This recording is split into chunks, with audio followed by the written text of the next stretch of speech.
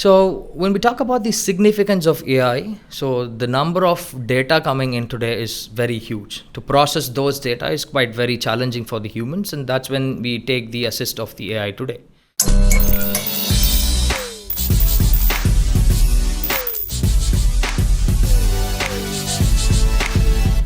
Como speaker oficial, ha realizado seminarios y conferencias alrededor del mundo en su esfuerzo para enseñar a aquellos que se desempeñan en la gestión de operaciones de TI cómo mantenerse siempre a la vanguardia en este siempre cambiante campo tecnológico. So, thank you very much for joining us. I know you're a very busy man.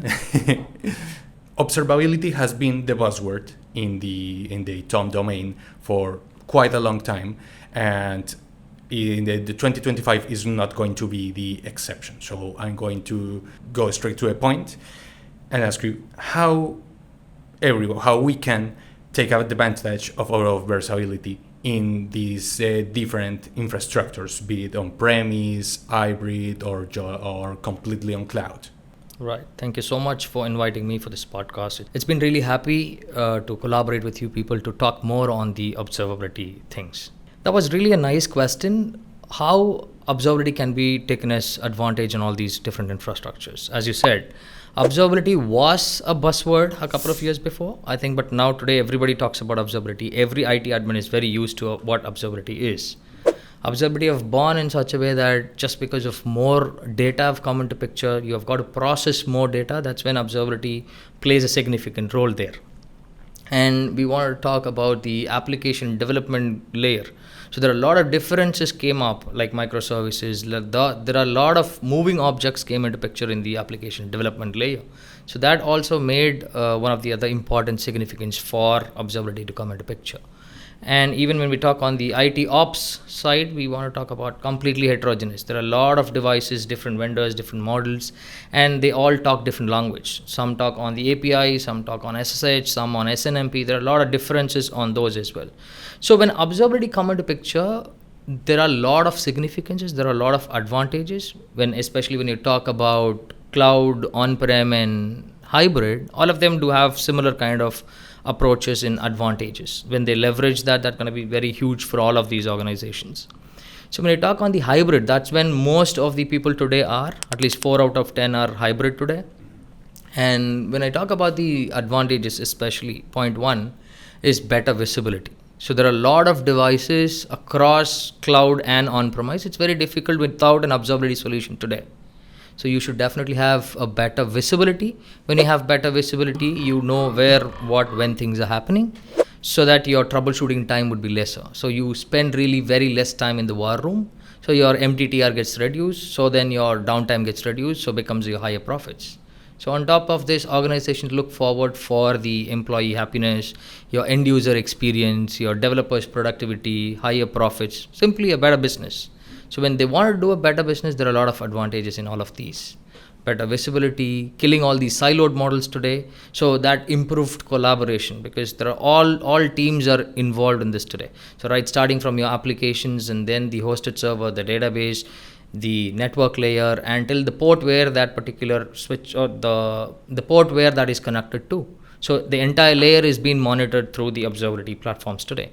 So the better visibility becomes better for the organization to get better profits. That's as simple as that. Yes. Sharath, let's bring another buzzword, AI. Right. How can AI help to this process of implementing observability? Right. So AI is definitely a buzzword. Any day in the year you talk about AI, that's going to be buzzword again and again. So it's just because of the data is huge today. The data points from different layers are so much. So we definitely need AI to go ahead and then process them to get better decisions or quicker decisions. So especially AI would definitely make greater importance, significance in the observability. So first I would talk about the anomaly detection. So it's not that easy for the humans to go read on the multiple data points to understand where the anomaly is. So anomaly detection is quite very important. Only with the help of AI that is quite simple and possible.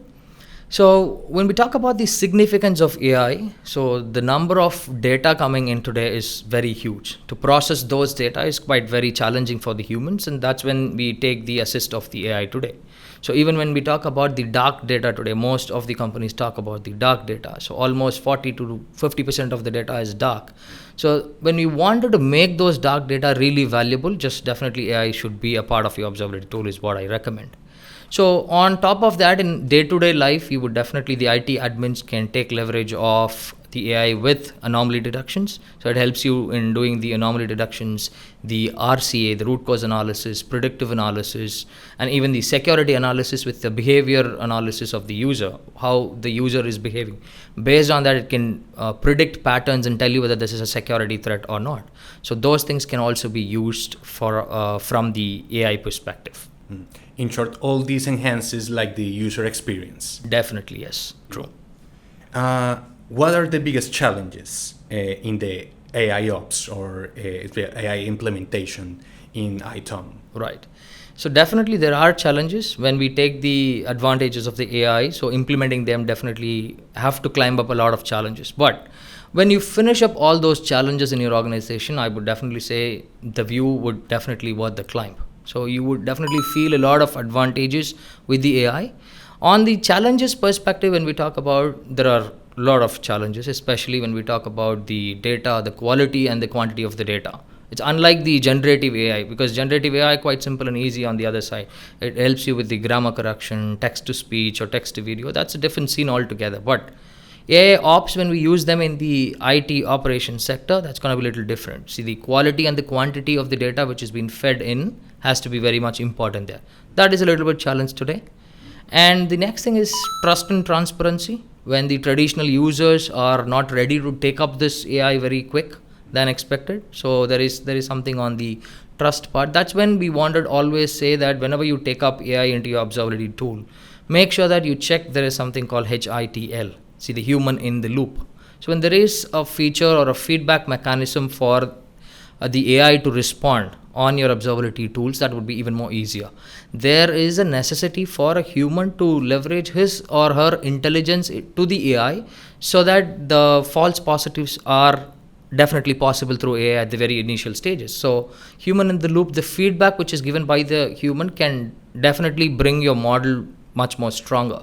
So that is something which is another challenge.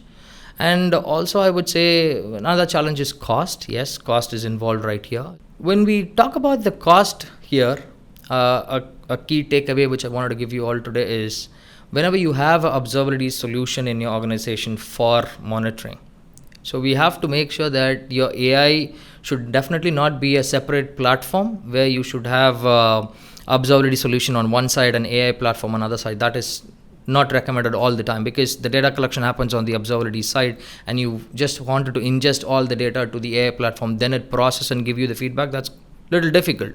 So always look forward to have AI as a feature in your observability solution that makes a little bit better and cost efficient. That is another challenge. And probably the last challenge I would talk to you on the AI in implementing part is explainable AI is much more important today. Because AI would definitely help you in the anomaly detection. It would tell you, okay, the CPU is 75% today. Yes, AI can definitely help you in detecting your anomalies, giving you real-time alerts. Quite possible and easy, but it definitely needs to be more explainable, because it has to tell just not only that the CPU is 75%, it has to tell us in such a way that the CPU is 5 times more than yesterday, and that is 75%. So that it really aids the IT technician or the IT administrator to act fast on that. What kind of trends should we keep in mind on the ITOM field for LATAM for 2025? So especially when we talk about the LATAM region, the observability platform is taking up very great in that region, because almost about 7% of the global adoption on the observability is from the LATAM region. That's quite a good number. The 7% is a good number on the LATAM region. And there are trends, yes, there are every time there are new trends picking up, and especially when you're looking at 2025, I would talk about there is something which is more important on the LATAM side is on the edge computing. The IoT devices, edge computing is quite very picking up faster. Also, when we talk about few other things, security-based observability tools are also important, not only focusing on your infrastructure and network. The security perspective is also quite much more getting the traction today on the LATAM side. And possibly there are a few more things like sustainability. Yes, sustainability takes up importance. All federals are talking about sustainability today. They wanted to take the organizations very given more importance on the sustainability. When LATAM region especially the organizations taking up sustainability more into consideration, the monitoring of those metrics is also important, like the voltage, the PDU, the UPS, and all of that. So how better you monitor the CUE, the carbon usage effectiveness, all of that is quite important. That is also one of the trends picking up. And the last thing which LATAM is looking forward is on the data and business observability. So data observability, yes, we were talking about so far on how your data has to be processed. There are a lot of data which needs to be processed. How better you make decisions out of these data with the help of the observability and AI, that is data observability. Wherein when we talk about the business observability, the C-suite of the organization is looking forward how better this observability tools are helping me in saving much of my cost. So FinOps, yes, that's something which is another trend today. So how better is my ROI in investing in these areas?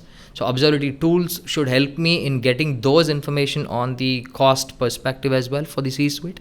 That is another trend. So whenever you look forward for getting into any of the observability solutions for your organization, these are all the latest trends which is picking up in the next year for the LATAM. So we'll just keep that in mind as well when we look forward for the observability solutions. Yes. Sharath, thank you very much for joining us. It has been great.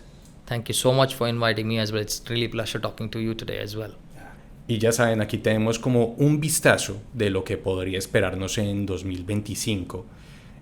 Estén muy pendientes de todo lo que publicamos en ManageEngine, ya que vamos a seguir contribuyendo y averiguando sobre estos temas en los próximos meses. Muchas gracias por acompañarnos.